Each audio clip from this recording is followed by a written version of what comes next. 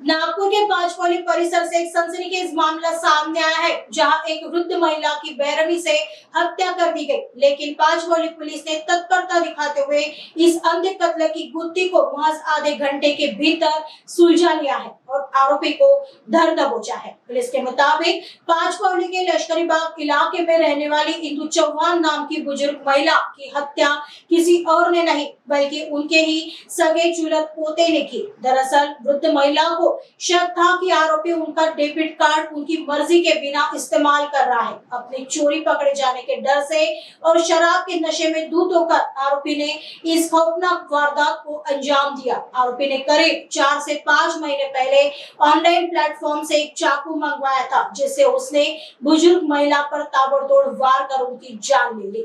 घटना की जानकारी मिलते ही पांचपौली पुलिस ने तकनीकी माध्यम से तुरंत जाल बिछाया और फरार होने की कोशिश कर रहे आरोपी को कलमेश्वर के पास एक छोटे से गांव से महज 30 मिनट के अंदर गिरफ्तार कर लिया।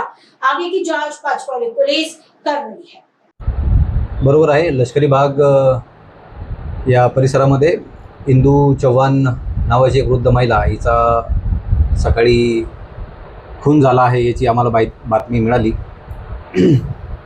त्यानंतर आम्ही घटनास्थळी पोहोचल्यानंतर सोबत आमचे सर्व पाचपावली पोलिसांचे सर्व स्टाफ, PI पाचपावली पुरी साहेब, तपास पथक आणि DB इंचार्ज आणि DB पथक घटनास्थळी जेव्हा पोहोचलो तेव्हा आम्ही तिथले भौतिक पुरावे, आमचा टेक्निकल एव्हिडन्स आणि आमचं लोकल नेटवर्क याच्या आधारे आम्ही आरोपी निष्पन्न केला आणि तपासाची चक्र फिरवून आम्ही त्याला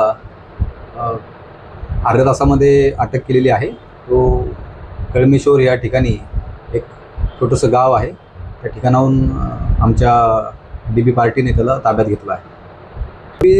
जो आहे तो मयत महिलेचा नातेवाईकच आहे, तो चुलत नातू लागतो त्या मयत महिलेचा।